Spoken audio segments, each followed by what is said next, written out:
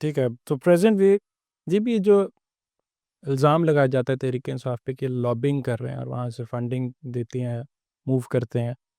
तो do you think that's justified just in case कि अगर ये हो रहा है? आई देखिए, बात ये है कि अगर आप नहीं 100% हो रहा है। हुँ, हुँ। 100% फंडिंग पीटीआई जो है उसको पाकिस्तानी ओवरसीज़ जो है वो जहाँ पे है वो पीटीआई को, शौकत खानम को, नमल को वो करते हैं। क्योंकि देखिए ना उन लोगों का क्यों करते हैं वो? सवाल ये है कि वो नून लीग के लिए क्यों नहीं करते, पीपल्स पार्टी के लिए क्यों नहीं करते? क्योंकि इमरान खान को जब वो पैसे भेजते हैं तो उनको लगता है कि ये पैसे उनके महफूज़ हैं। जिस मकसद के लिए भेज रहे हैं उसी मकसद में लगेंगे।